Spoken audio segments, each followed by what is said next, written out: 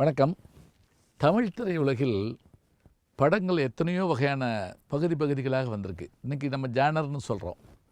அது மாதிரி குடும்ப படம் எடுக்கணுமா, பீம் சிங், அதே மாதிரி கேஎஸ் கோபாலகிருஷ்ணன், இவர்கள்லாம் குடும்ப படங்கள். பக்தி படங்களா ஏபி நாகராஜன், அதே போல் நகைச்சுவை படங்களா அது புதுமையோடு எடுக்கணுமா ஸ்ரீதர், இப்படி வரிசையாக வச்சுருந்தாங்க.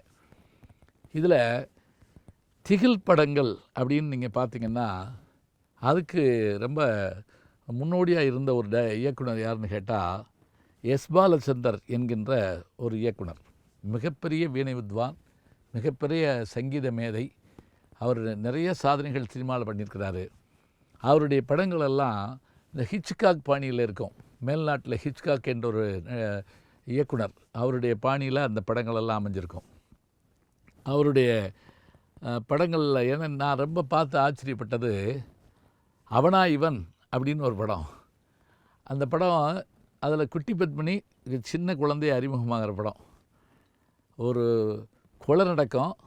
அந்த கொலை நடக்கிறத அந்த குழந்தைகள் சுற்றுலா போகிறப்ப பார்க்கும். அதில் இந்த 2 குழந்தைகள் பார்த்துட்டு பயந்துடும். அதே ஆள் மறுநாள் தன்னுடைய சகோதரியை பெண் பார்க்க வர்றப்ப கார்லேருந்து இறங்கவும் அந்த குழந்தை அப்படியே அதிர்ச்சியாகி அவனா இவன் அப்போ டைட்டில் போடுவாங்க. டைரக்ஷன் எஸ் பாலச்சந்தர் அப்படின்னு. அதாவது இன்டர்வலில் டைட்டில் போடுறதுங்கிறது நம்ம பாக்கியராஜ் படங்களில் பார்த்துருக்குறோம். இன்று போய் நாளை வாழ போடுவார். ஆனால் அதுக்கு முன்னோடி யாருன்னு கேட்டால் இவர் தான். இவருடைய அந்த நாள் படம் கூட பாடலே இல்லாமல் வந்த படம். எடுத்த உடனே கதாநாயகன் சுடப்படுவார். பிறகு யார் அந்த கொலையை செஞ்சுருப்பாங்கிறது தான் கண்டுபிடிக்கிறது. இது ஏவிஎம்னுடைய படம்.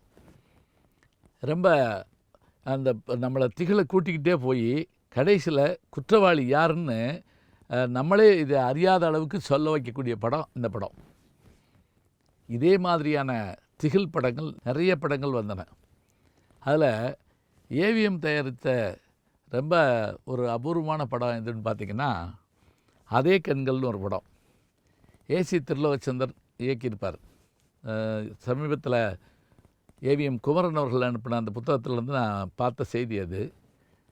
இந்த படம் ஒன்று தாங்க எனக்கு தெரிஞ்சு முதல்ல எடுத்த உடனே வழக்கமாக அந்த சென்சார் போர்டு சர்டிஃபிகேட் இதெல்லாம் போட்டுட்டு புகைப்பிடிப்பது அவர் இன்றைக்கி போட்டுக்கிட்டு இருக்காங்கள்ல, அதில் இந்த படத்தின் முடிவை படம் பார்த்தவர்கள் தயவு செய்து வெளியில் சொல்ல வேண்டாம் அப்படிம்பாங்க. அப்படியான படம். ரவிச்சந்திரன் ஹீரோ, அதே மாதிரி கதாநாயகி வந்து கலர் காஞ்சனானே அந்த அம்மாவுக்கு பேர். அவங்க நடித்த கலர் படங்களெல்லாம் அப்படி வெற்றிகரமாக ஓடும். அந்த படத்தில் தொடர்ந்து கொலைகள் நடந்துக்கிட்டே இருக்கும். ஒரு வீட்டில், அந்த பிரம்மாண்டமான பணக்கார வீட்டில் நடந்துக்கிட்டே இருக்கும். அந்த கொலைகள் எல்லாம் செய்கிறது யார் அப்படின்னு கண்டுபிடிக்கணும். இப்போ அதை கண்டுபிடிக்கிறதுக்கு இந்த கதாநாயகன் எடுத்துக்கிற முயற்சியும், நாகேஷ் அவருடைய அந்த நகைச்சுவையும், பாடல்கள், இசை யாருன்னு கேட்டிங்கன்னா, மாடர்ன் தேட்டர்ஸுக்குன்னே இசையமைப்பாளர் இருந்தார். அவர் பேர் வேதா. தேவா இல்லை, தேவா இன்றைக்கி இருக்கிறவர் வேதான்னு போட்ட உடனே கை தட்டுவாங்க அந்த காலத்தில். ஏன்னா அப்படி ஒரு இசை ஈர்த்திருக்கும். அந்த படத்தில் பாட்டு வந்து அவ்வளோ அருமையான பாட்டு. பொம்பளை ஒருத்தி இருந்தாலாம் பூதத்தை பார்த்து பயந்தாலாம், அந்த பாட்டெல்லாம் அதில் வரக்கூடிய பேர் தான். ஹோ ஹோ எத்தனை அழகு 20 வயது நிலை என்ற அந்த பாட்டெலாம் அதில் தான் வரும். இதில் என்ன அப்படின்னா, ஒவ்வொரு முறையும் இந்த கொலை நடந்து முடித்த உடனே அது தொடர்பாக பல்வேறு சம்பவங்கள் நடந்துக்கிட்டே இருக்கும். கடைசியாக அந்த கொலைகாரனை கண்டுபிடிக்கிற அந்த முறை இருக்கு பாருங்க, அந்த கண்களை வச்சுக்கிட்டு கண்டுபிடிப்பான் கதாநாயகன். அந்த கண்களை என்னால் மறக்க வேணா, அவன் அடிக்கடி மோதுவான் அந்த உருவத்தோட கண்கள் எனக்கு மறக்க முடியலன்னு சொல்லிட்டு அந்த ஒரு துணி எடுத்து இப்படி ஒருத்தர் கண்ணாக வச்சு பார்ப்பான். நானுமான்னு எல்லோரும் கேட்பாங்க. யாராக இருந்தாலும் பரவாயில்ல அப்படின்னு சொல்லிட்டு கடைசியாக அவன் கண்டுபிடிப்பான் பாருங்க. தேட்டரில் அப்படி ஒரு கைதட்டு வரும். இப்போ நீங்கள் என்னை கேட்கலாம், அது யார் அந்த கொலையாளி அப்படின்னு கேட்டிங்கன்னு வச்சுங்களேன். நான் சொல்லிட்டேன்னு வைங்க, ஒருவேளை நீங்கள் இந்த படத்தை இப்போ எடுத்து பார்த்தீங்கன்னு வைங்களேன், அப்போ அந்த மர்மம் உடஞ்சி போயிடும்.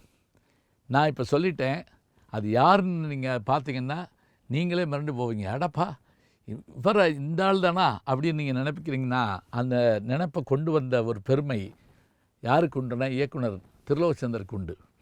தயாரித்த ஏவிஎம் நிறுவனம் மிக அருமையாக செலவு பண்ணி மிக அற்புதமான வண்ணத்தில், இசையில், நகைச்சுவையில், பாடலில், சண்டை காட்சியில் என்று வெற்றிகரமாக வந்த படம் அந்த படம். இது மாதிரி மர்ம படங்களை பற்றிய ஒரு தொடர் பேசலாம். தொடர்ந்து நல்ல செய்திகளை நாளும் சிந்திப்போம். நாளை சந்திப்போம்.